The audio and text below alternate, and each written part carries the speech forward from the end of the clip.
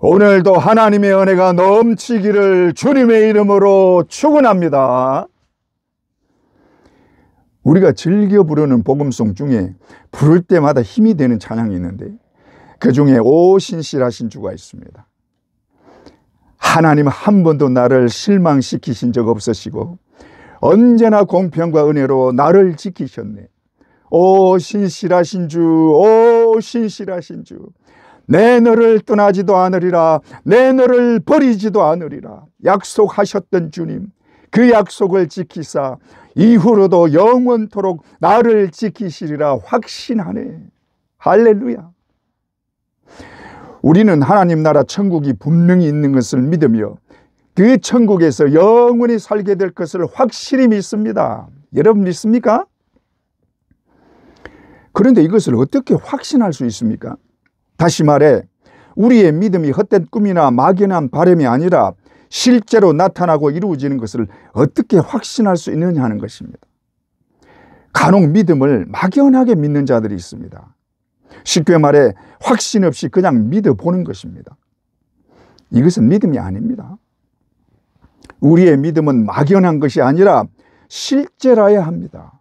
그래야 흔들리지 않습니다. 믿음이 실제가 되기 위해서는 그 믿음이 실제로 이루어지는 것을 깨달아야 합니다. 우리의 믿음의 대상은 하나님이십니다.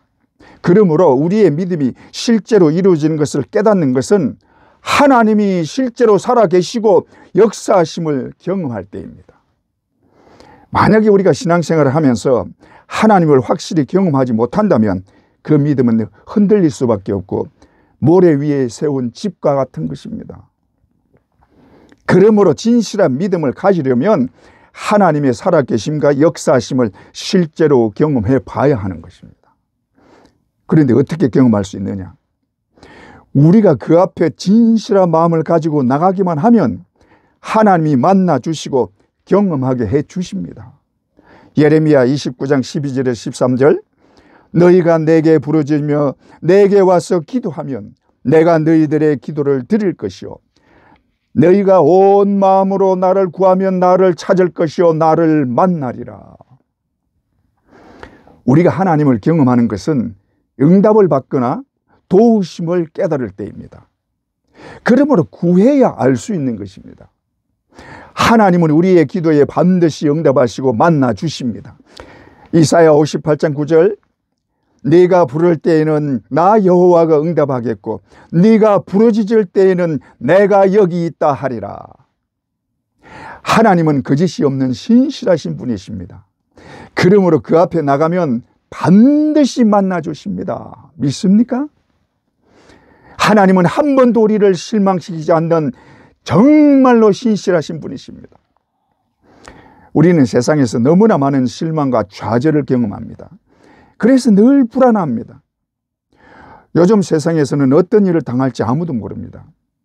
왜 그렇게 교통사고로 죽는 사람이 많은지, 길을 걸어가다가 갑자기 인도로 달려드는 차 때문에 바쁘게 출근하던 사람들이 하루아침에 세상을 떠납니다. 그뿐입니까? 갑자기 가게로 돌진해 들어오는 차로 인해 카페에서 차를 마시던 사람이 날벼락을 맞고 죽기도 합니다. 그런데 그렇게 사람을 죽이고도 급발진 때문이라고 하면서 사과 한마디 하지 않습니다. 꼭 이런 사고가 아니라도 우리를 불안하게 하는 요소는 너무나 많습니다. 보이스피싱이나 인터넷 사기 때문에 피해를 당하기도 하고 믿었던 사람에게 사기를 당하기도 합니다.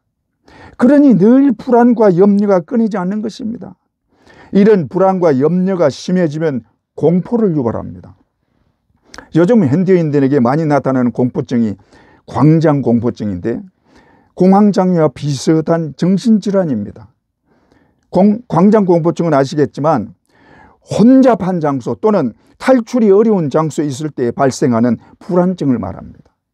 사람들이 많은 쇼핑몰이나 공항 또는 대중교통을 이용할 때도 극도의 불안을 느끼며 심지어 집 밖으로 나가는 것조차 두려워하는 것입니다.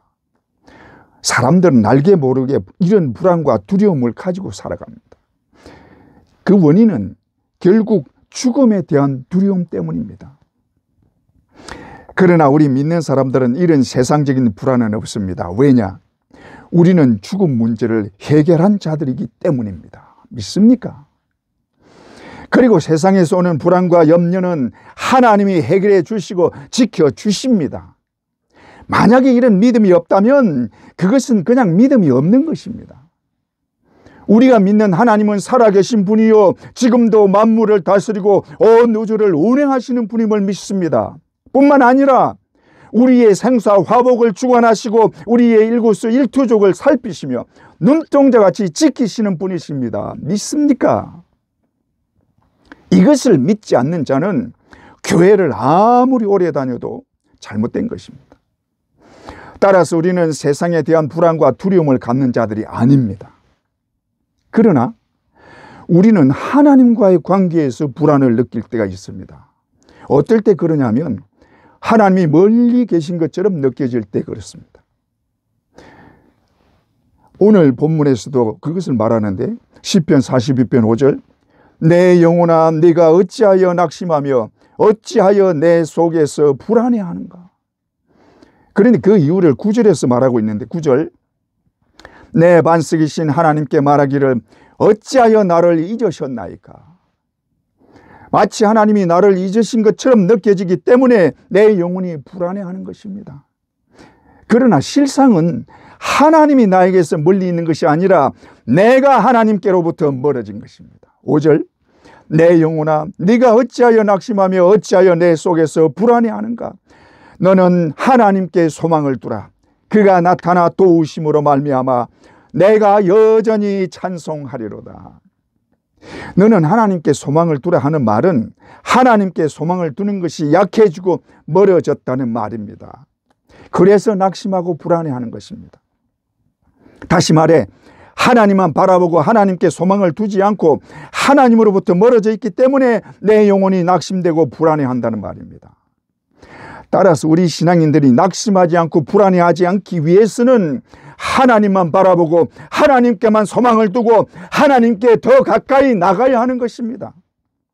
우리가 하나님께 소망을 두고 가까이 나아가면 우리를 실망시키지 않는 하나님이 나타나 우리를 도우심으로 여전히 하나님을 찬송하게 하십니다. 그가 나타나 도우심으로 말미암아 내가 여전히 찬송하리로다. 그러므로 하나님이 멀리 계신다고 느껴지고 마음이 불안하게 될 때는 하나님을 향하여 얼굴을 들어 바라보아야 하는 것입니다. 하나님은 사람들처럼 시건하지 않으시며 사람들과 세운 언약을 끝까지 지키시며 반드시 이루어 주시는 분이십니다.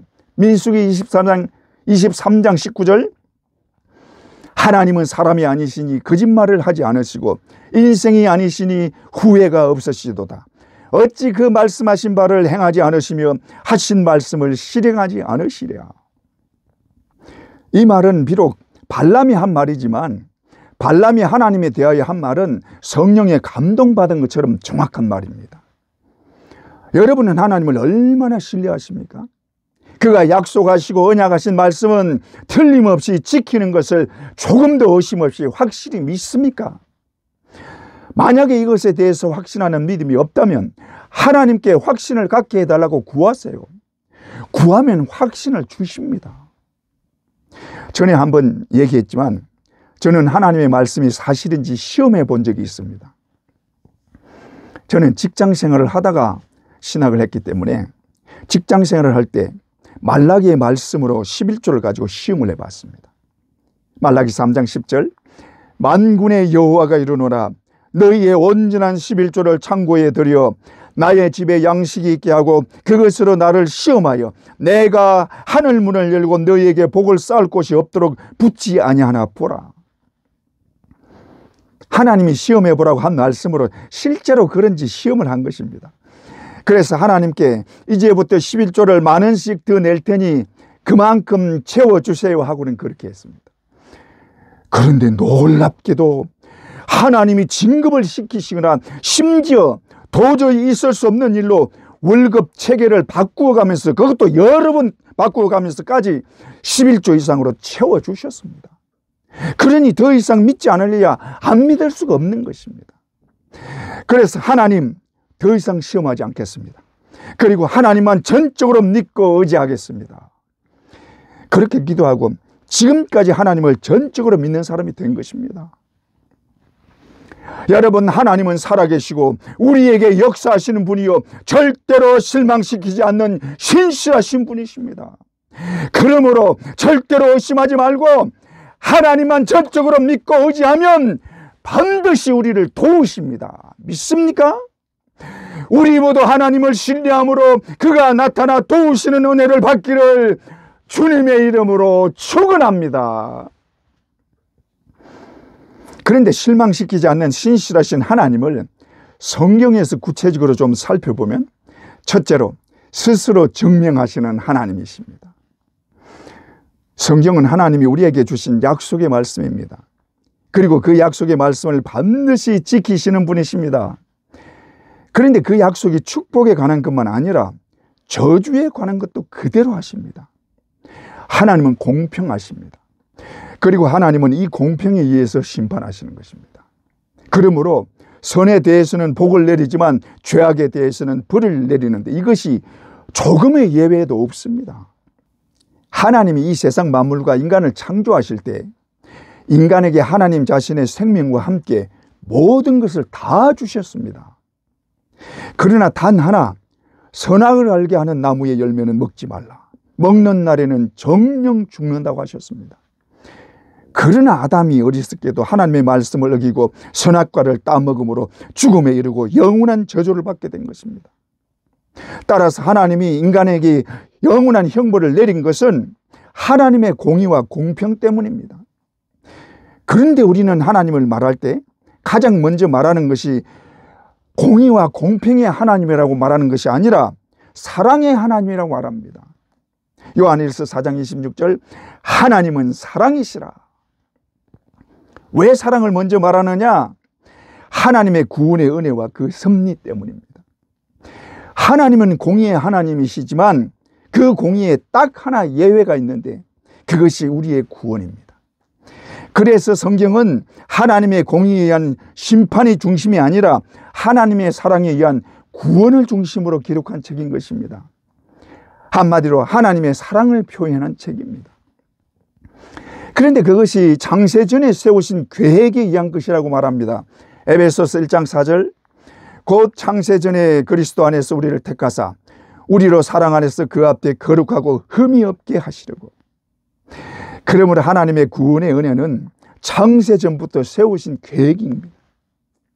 그런데 이 구원 계획은 하나님의 공의에 어긋나는 것입니다. 하나님의 공의에 의하면 죄를 지은 인간은 반드시 죽어야 하고 심판을 받아 영원한 형벌에 처해져야 하는 것입니다. 그러므로 하나님의 구원은 공의를 넘어서야 이루어질 수 있는 것입니다. 그리고 여기에는 반드시 대가가 따르는 것입니다. 왜 대가가 따르느냐? 공의를 만족하게 하는 대가입니다. 하나님의 공의는 인간이 영원히 죽는 것입니다. 따라서 인간을 살리기 위해서는 그만한 대가를 치러야 하는 것입니다. 그 대가가 하나님 자신의 생명을 내놓는 희생입니다. 하나님은 우리를 구원하기 위해 자신의 생명을 내놓고 우리를 살리는 대가를 치르신 것입니다.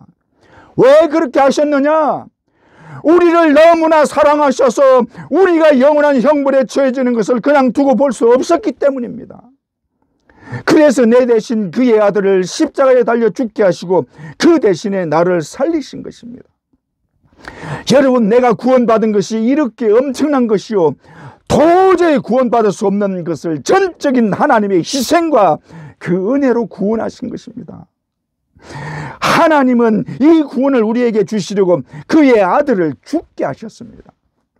하나님은 오로지 우리의 죄를 대신하는 대속의 희생 제물로 그의 아들을 이 땅에 보내신 것입니다. 믿습니까? 본래 인간은 하나님의 호흡을 받고 태어난 자들입니다. 따라서 인간의 생명의 권원이 하나님이십니다. 그러므로 육신적으로는 아담의 후손이지만 영으로는 하나님의 생명을 받은 자들인 것입니다. 그런데 하나님이신 예수 그리스도는 생명의 근원이시면서 오로지 인간의 죄를 대신하기 위해 인간의 몸을 입으셨기 때문에 모든 인간의 생명을 대신할 수 있는 것입니다. 따라서 예수 그리스도는 인간의 모든 죄를 대신할 수 있고 인간의 모든 죄를 대신하고 십자가에 달려 죽으심으로 대속의 역사를 이루신 것입니다. 하지만 하나님은 우리에게 이 구원을 주시려고 자신의 섭리의 기준인 공의를 뛰어넘는 사랑을 나타내기 위해 모든 것을 다 포기하신 것입니다. 그 사랑을 우리에게 나타내시고 그 사랑을 입증하기 위해 그의 아들 가장 사랑하는 독생자를 이 땅에 보내셨습니다. 그에 따라 예수 그리스도가 이 땅에 오셨고 인간이 당해야 할 저주를 대신 받기 위해 온갖 모욕과 수치를 당하고 십자가에 달려 가장 저주의 죽음을 당하신 것입니다. 심판을 받아 영원히 멸망받아야 하는 인간을 살리는 일이 이렇게 어려운 것입니다. 그럼에도 불구하고 하나님은 우리의 구원을 위한 언약을 지키기 위해 자신을 송두리째 희생하신 것입니다. 여러분, 하나님 외에는 아무도 우리를 구원할 수 없습니다. 이사야 43장 11절 나 곧 나는 여호와라 나 외에 구원자가 없느니라. 하나님은 언약의 말씀을 반드시 지키는 것을 스스로 증명하시기 위해 어떤 수고와 희생도 다 감수하신 것입니다.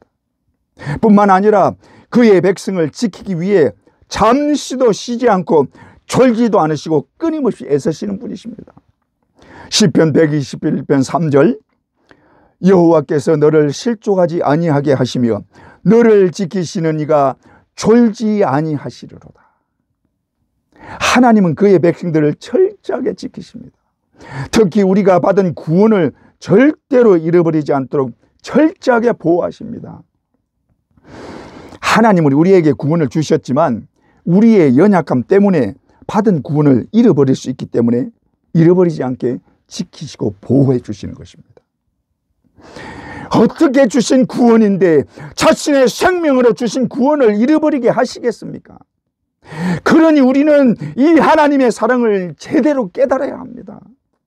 하나님이 우리를 얼마나 사랑하시느냐, 자신의 생명으로 우리의 죽음을 대신한 사랑입니다. 그 사랑을 십자가에서 나타내 우리에 대한 자기의 사랑을 증명해 보여주신 것입니다. 여러분, 하나님은 정말 우리를 사랑하십니다. 믿습니까? 우리 모두 생명받이 우리를 살려주신 그 엄청난 사랑을 진실로 찬양하고 영광 돌리시기를 주님의 이름으로 축원합니다. 둘째로, 언제나 응답하시는 하나님이십니다. 하나님은 우리의 모든 기도에 응답하십니다. 그 기도가 아무리 하자는 기도일지라도 정욕에 의한 잘못된 기도가 아니라면 반드시 응답하십니다. 하나님은 나의 작은 신음에도 응답하십니다. 복음송에 나의 작은 신음에도 응답하시니 주만 바라볼지라. 우리가 힘들고 괴로울 때 이 찬양을 부르다 보면 새로운 힘과 용기가 생깁니다. 그런데 성경에 이런 신음을 들어주신 내용이 나옵니다. 하갈과 이스마엘의 얘기인데, 하갈은 사라의 몸종으로 사라가 자녀를 낳지 못하자 그의 몸종인 하갈을 아브라함에게 첩으로 주어 그 후손을 보르게 했습니다. 그래서 하갈이 이스마엘을 낳았습니다.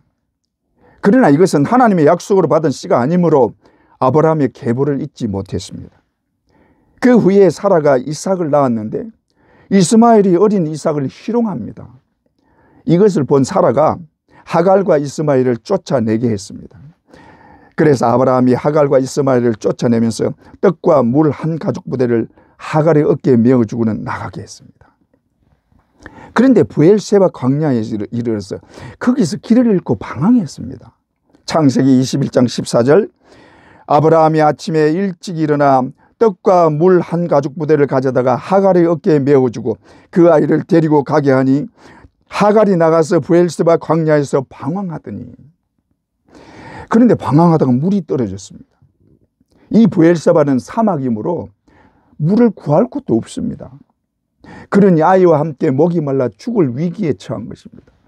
그래서 서로 마주보고 앉아서 울었습니다. 한번 생각해 보세요.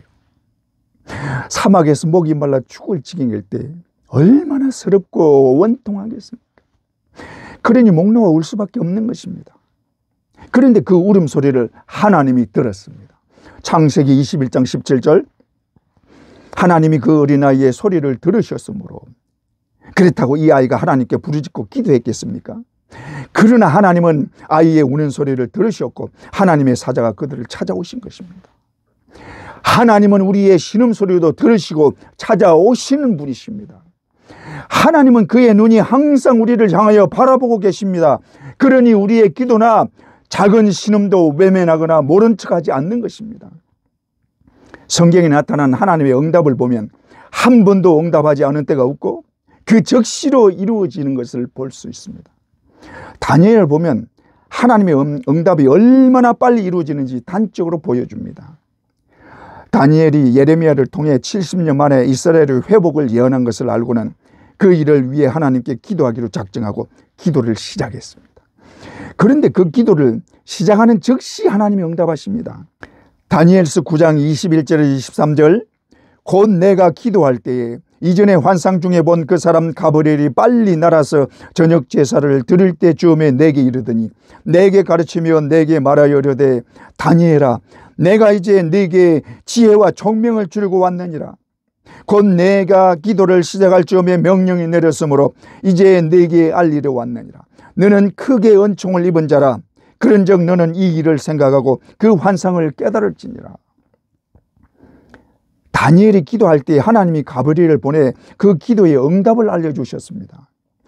그런데 다니엘의 기도를 다 듣고 난 후에 가브리엘을 보내신 것이 아니라 기도를 시작할 때 이미 가브리엘을 보냈다는 것입니다. 곧 내가 기도를 시작할 즈음에 명령이 내렸으므로. 여러분, 하나님은 우리의 기도를 아시고 우리가 기도를 시작할 때 이미 응답하시는 것입니다. 하나님의 응답은 결코 더디지 않습니다. 그런데 꼭 부르짖고 기도하지 않아도 위급한 순간에 한마디 외치는 것도 놓치지 않고 들어주십니다. 여호사밧이 아합을 만나러 이스라엘로 올라갔습니다. 그런데 그때 아합이 여호사밧에게 길르앗 라못을 치러 올라가자고 합니다. 열왕기상 22장 4절, 여호사밧에게 이르되 당신은 나와 함께 길르앗 라못으로 가서 싸우시겠느냐? 여호사밧이 이스라엘 왕에게 이르되 나는 당신과 같고 내 백성은 당신의 백성과 같고 내 말들도 당신의 말들과 같으니이다. 그래서 아합과 여호사밧이 함께 길르앗 라못으로 올라갔습니다. 그런데 아합이 여호사밧에게 말하기를 자신은 변장을 하고 싸우겠다고 합니다.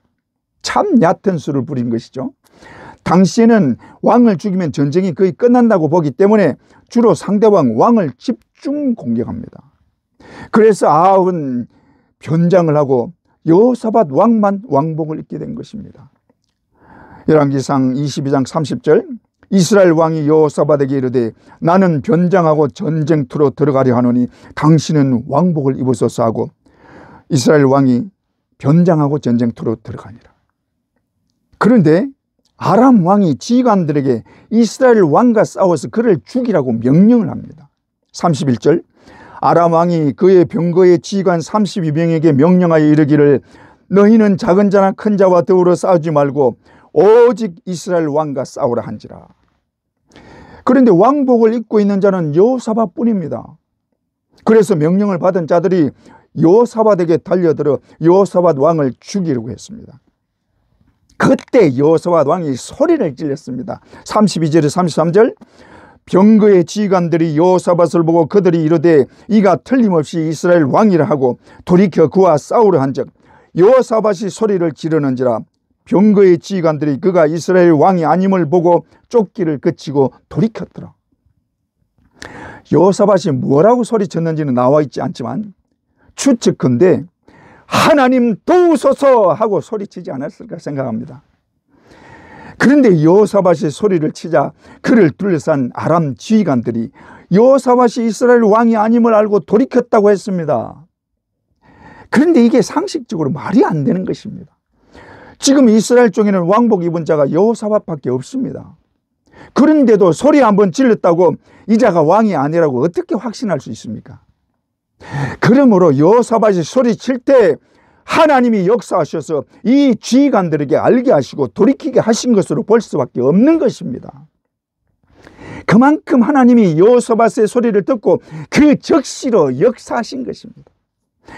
하나님은 그의 자녀가 위급할 때 급하게 지르는 소리에도 즉시로 반응하시고 도와주시는 것입니다. 저도 이런 일이 있었는데요. 미국에서 고속도로를 달리는데 비가 오는 날이었습니다. 그런데 도로에 홈이 약간 파져 있어서 브레이크를 살짝 밟았더니 차가 뱅 돌아갑니다. 고속도로에서 차가 도는데 어떻게 할 방법이 없었습니다. 그래서 차 밑으로 고개를 숙이면서 주야! 하고 외쳤습니다. 그런데 차가 한 바퀴를 돌더니 꽝! 하고 부딪히고는 멈춰서는 것입니다. 그래서 고개를 들어봤더니 중앙분리대를 들이받고는 앞을 보고 멈춰서 있습니다. 그런데 엔진이 끄리지 않고 걸려 있길래 악셀을 밟아보니 차가 정상적으로 움직이는 것입니다. 그래서 그대로 몰고 갔습니다. 다친 곳 하나 없이 차만 부딪히고 끝난 것입니다. 차가 돌다가 구르지도 않았고 뒤에서 오는 차가 덮치지도 않았습니다. 그 복잡한 고속도로에서 얼마든지 뒤에서 오는 차가 덮칠 수도 있는데 그러질 않았습니다. 이것은 하나님이 역사하지 않았으면 있을 수 없는 일입니다. 그러므로 머리를 숙이면서 주여 하고 외칠 때 하나님이 그 능력으로 그 주변 모든 것을 통제하신 것입니다. 하나님은 우리의 외마디 절규에도 응답하십니다. 믿습니까? 이런 예는 성경에 많이 나옵니다. 그리고 이것이 하나님의 말씀을 잘 지키는 자들에게만 있는 일이 아니라 하나님의 말씀을 거역하는 자들이 하나님께 외칠 때도 들어주시는 것을 볼 수 있습니다. 이스라엘 백성들이 출애굽 후에 모세가 죽고 여호수아가 지도자로 세움받고 요단강을 건너 꿈에 그리던 가나안에 들어왔습니다. 그런데 세월이 지나 여호수아도 죽고 그 시대 사람들이 거의 다 죽게 되자 이스라엘 백성들이 하나님의 말씀을 어기고 급기야는 그 지역 사람들이 섬기던 우상을 섬기기 시작했습니다. 사사기 3장 7절 이스라엘 자손이 여호와의 목전에 악을 행하여 자기들의 하나님 여호와를 잊어버리고 바알들과 아세라들을 섬긴지라. 이때가 여호수아가 죽고 불과 얼마 지나지 않았을 때입니다. 그래서 하나님이 이스라엘에 대해서 진노하십니다. 사사기 3장 8절 여호와께서 이스라엘에게 진노하사 그들을 메소포타미아 왕 구산 리사다임의 손에 파셨으므로 이스라엘 자손이 구산 리사다임을 8년 동안 섬겼더니 그런데 이스라엘 백성들이 그들의 괴로움을 하나님께 부르짖습니다. 그러자 하나님은 즉시 온니엘을 사사로 세워서 구산 리사다임을 물리쳐 이기게 하시고 자유를 주셨습니다. 그런데 그 위에도 계속 이스라엘은 하나님의 말씀을 어기고 우상 숭배를 했습니다. 그래서 하나님이 또 다른 나라를 쳐들어오게 하시고 핍박하게 합니다. 그러면 그 핍박을 못 견디고 또 하나님께 부르짖습니다. 그럴 때마다 하나님은 사사를 세워서 그들을 물리치게 하시고 이스라엘에 평화를 주십니다. 그런데 이것이 한두 번이 아니라 무려 12번이나 그렇게 했고 하나님이 그들을 위해 12명의 사사를 세워주신 것입니다. 어떻게 이렇게 뻔뻔한 족속들이 있을까요? 그리고 하나님도 참 대단하시죠. 우리 같으면 한두 번도 안 들어줄 것 같은데 하나님은 끝까지 들어주시고 끝까지 지켜주십니다. 이스라엘 백성뿐 아니라 선지자도 하나님의 말씀을 어겼습니다. 우리가 잘 아는 요나입니다. 하나님이 요나를 세워 니느웨에 가서 하나님의 말씀을 전하라고 하십니다. 그러나 요나는 말씀을 어기고 다시스로 가는 배를 타고 도망을 갔습니다. 그런데 요나가 탐대가 풍랑을 만나 파손될 위기에 처하게 되자 제비를 뽑아 요나를 바다에 던졌습니다. 하지만 하나님은 그 요나를 위해 큰 물고기를 준비하시고 요나를 삼키게 했습니다. 그래서 요나는 물고기 뱃속에서 3일을 지냈던 것입니다. 그리고 그 물고기 뱃속에서 회개했습니다. 요나서 2장 2절 내가 서울의 뱃속에서 부르짖었더니 주께서 내 음성을 들으셨나이다. 그런데 이 요나의 기도를 들으시고 용서하실 뿐만 아니라 요나에게 다시 사명을 주셔서 니느웨에 가서 하나님의 말씀을 전하게 하십니다. 그런데 하나님이 이들의 기도에 응답했다는 것은 비록 그런 이스라엘 백성이라도 그런 요나라도 버리지 않으시고 항상 그들 곁에 하나님이 가까이 계셨다는 것이요 그들을 지켜주셨다는 것입니다. 하나님은 이스라엘 향해 내가 너를 떠나지도 않으며 너를 버리지도 않겠다고 약속하셨습니다. 히브리서 13장 5절, 그가 친히 말씀하시기를 내가 결코 너희를 버리지 아니하고 너희를 떠나지 아니하리라 하셨느니라. 하나님은 이 약속의 말씀을 철저하게 지키시는 신실하신 분이십니다. 믿습니까? 그런데 이 말씀은 우리에게도 똑같이 적용되는 말씀인 줄 믿습니다. 만약에 하나님이 우리의 잘못에 대해서 그 즉시로 심판하신다면 아무도 구원받을 수 없을 것입니다. 하나님은 하나님의 말씀대로 살지 못하는 우리가 회개하기를 오래 기다려주시고 언제나 용서할 준비를 하고 계시는 분이십니다. 그래서 회개하고 눈물로 기도하면 언제나 용서하시고 구하는 기도를 다 들어주십니다. 여러분, 이 좋으신 하나님의 마음을 왜 아프게 하십니까? 하나님은 나의 작은 신음에도 응답하시고 나의 기도에 항상 귀를 기울이십니다. 시편 138편 3절, 내가 간구하는 날에 주께서 응답하시고 내 영혼에 힘을 주어 나를 강하게 하셨나이다. 하나님은 언제나 응답하시는 분이십니다. 언제나 나에게 귀를 기울여 듣고 계십니다. 하나님은 위급 상황에서 외치는 나의 외마디도 들어주시고 나의 작은 신음에도 응답하시고 눈물의 간구에도 응답하시고 그 눈물을 닦아주시는 분이십니다. 여러분 믿습니까? 우리 모두 언제나 응답하시는 하나님께 더 가까이 나가시기를 주님의 이름으로 축원합니다. 셋째로, 밤중에 노래하게 하시는 하나님이십니다. 사람들은 밤을 별로 좋아하지 않습니다. 낮에 떠들썩하게 생기가 넘치는 것을 좋아하지 적막하고 쓸쓸한 밤을 좋아하지는 않습니다. 그러나 우리 크리스찬들은 밤을 대하는 태도가 믿지 않는 세상 사람들과는 좀 달라야 합니다. 왜냐하면 하나님의 역사가 주로 밤에 많이 일어나고 하나님을 만나는 것도 주로 밤에 이루어지기 때문입니다. 특히 이른 새벽에 놀라운 일이 많이 일어납니다. 하나님은 새벽에 도우십니다. 시편 46편 5절, 새벽에 하나님이 도우시리로다. 그래서 새벽 기도할 때 응답이 많이 오는 것입니다. 성경에 보면 하나님이 밤에 찾아오시는 경우를 많이 봅니다. 아브라함에게 후손을 약속하실 때도 밤에 찾아오셔서 아브라함을 데리고 밖으로 나가 하늘의 별을 보게 하시고 그처럼 많은 후손을 약속하셨습니다. 창세기 15장 5절, 그를 이끌고 밖으로 나가 이르시되 하늘을 우리로 무뼈를 셀 수 있나 보라. 또 그에게 이르시되 내 자손이 이와 같으리라. 하나님이 아브라함에게 밤에 찾아오셔서 아브라함에게 그 자손을 약속해 주신 것입니다.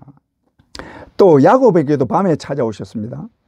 창세기 32장 24절, 야곱은 홀로 남았더니 어떤 사람이 날이 새도록 야곱과 씨름하다가, 야곱이 그의 형 에서를 만나는 것 때문에 두려워할 때 하나님이 야곱을 만나 주시고 그와 밤새 씨름하다가 야곱을 축복해 주신 것입니다. 이와 같이 하나님이 주로 밤에 찾아오셨습니다. 이것을 보면 밤은 하나님을 만나기 좋은 시간이라는 말입니다. 밤은 혼자가 되는 시간입니다. 낮에는 바쁜 세상 일에 정신없이 시간을 보내다가 보니 하나님을 만날 조용한 시간을 가질 수가 없었습니다. 그러나 밤이 오면 오로지 자신만의 시간을 가질 수 있습니다. 그때가 하나님을 만날 수 있는 시간이 된 것입니다. 그러므로 혼자일 때 외롭다고 하지 말고 하나님을 만나는 시간을 가지세요. 하나님은 그의 자녀가 혼자 된 시간을 외롭게 하지 않고 그의 자녀를 찾아오시고 만나 주십니다. 그러므로 하나님의 자녀는 절대로 외롭지 않습니다. 오히려 고요한 중에 하나님을 만나는 시간을 가지는 자는 그 시간이 얼마나 즐겁고 좋은지 모릅니다. 여러분, 밤중에 하나님을 만나보세요. 그런데 욥기에는 밤중에 노래하게 하시는 하나님이라고 말합니다. 욥기 35장 10절, 나를 지으신 하나님은 어디 계시냐고 하며 밤에 노래를 주시는 자가 어디 계시냐고 말하는 자가 없구나. 이것은 엘리후가 한 말인데 이 말은 하나님이 밤에 노래하게 하신다는 말입니다. 엘리후가 이 말을 하는 것은 욥의 고난을 염두에 두고 하는 말입니다. 엘리후는 욥이 고난 중에도 자신에 대한 변명만 하는 것을 신랄하게 비판했습니다. 그러면서 하는 말이 죄 없이 당한다고 하지 말고 밤에 노래를 주시는 하나님을 찾으라는 것입니다. 다른 친구들은 욥이 당한 고난을 다른 각도에서 볼 생각조차 하지 못했습니다. 왜냐? 그만큼 욥의 고난이 끔찍했기 때문입니다. 그래서 욥이 당한 고난이 하나님이 내리는 재앙이요 저주라고 본 것입니다. 그래서 욥이 잘못을 뉘우치기를 원했습니다.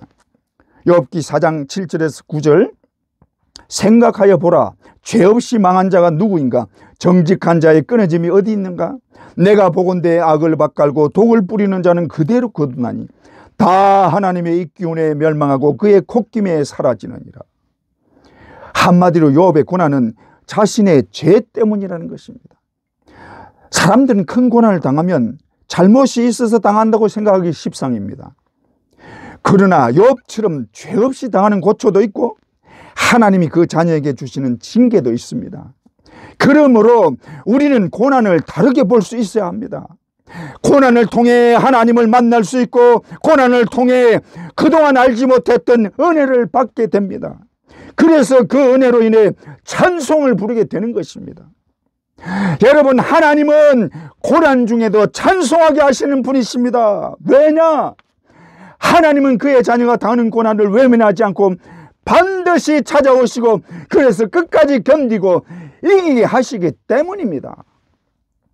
바울과 실라가 감옥에 갇혔는데도 밤에 찬송을 부른 이유가 그곳에 하나님의 은혜가 넘쳤기 때문입니다. 하나님은 그의 자녀로 하여금 그 입에서 찬송이 나오게 하시는 분이십니다. 믿습니까? 그런데 고난은 누구나 견디기 어렵습니다. 특히 고난 중에 밤이 오면 더 괴롭습니다. 그러나 그 시간이 믿는 자들에게는 하나님께 간구하는 시간이요 하나님께 위로를 받는 시간임을 기억하시기 바랍니다. 하나님은 우리 입에서 찬송이 나오게 하시는 분이십니다. 하나님은 밤중에 노래하고 춤추게 하시는 분이십니다. 오늘 본문 시편 42편 8절, 낮에는 여호와께서 그의 인자심을 베푸시고 밤에는 그의 찬송이 내게 있어 생명의 하나님께 기도하리로다. 밤에 기도를 하거나 말씀을 묵상해 보신 분은 아시겠지만 낮에는 깨달을 수 없는 말씀을 밤에 묵상 중에 깨닫게 되고 낮에는 기도에 애를 먹고 하나님 앞에 나가기도 어렵지만 밤에는 쉽게 하나님 앞에 나가게 되고 하나님이 주시는 은혜와 응답을 쉽게 받게 되는 것입니다. 그래서 마음에는 기쁨이 넘치고 마음과 입으로는 찬송이 나오는 것입니다. 하나님이 나와 함께 계신 것을 느끼게 하시고 은혜로 충만하게 하셔서 입에서 저절로 찬송이 나오게 하시는 것입니다. 여러분, 이런 기쁨을 맛본 자는 찬송하지 않을 수 없습니다. 그때는 이 세상의 것이 아무 상관이 없습니다. 부유하든지 가난하든지 궁궐에 살든지 초막에 사든지 심지어 감옥에 있어도 찬송이 나오는 것입니다. 나에게 오직 하나님만 계시면 세상이 어떻게 돼도 상관없고 예수만 나와 함께 계시면 폭풍 가운데 있어도 찬송할 수 있는 것입니다. 이런 자의 입에서 나오는 고백은 바로 하박국 선지의 고백일 것입니다. 비록 무화과 나무가 무성하지 못하며 외양간에 소가 없을지라도 나는 여호와로 말미암아 즐거워하며 나의 구원의 하나님으로 말미암아 기뻐하리로다. 할렐루야. 여러분, 하나님은 절대로 우리를 실망시키지 않는 분이십니다. 우리가 약할 때 강하게 하시고 고난당할 때 찾아오셔서 새로운 힘을 주시는 분이십니다. 밤중에 찾아오셔서 남들이 모르는 은혜를 주시고 찬송하게 하시는 분이십니다. 그러므로 우리는 자신 있게 말할 수 있습니다. 하나님은 한 번도 나를 실망시킨 적이 없습니다. 여러분, 믿습니까? 우리 모두 신실하신 하나님, 실망시키지 않는 하나님을 늘 찬송할 수 있기를 주님의 이름으로 축원합니다.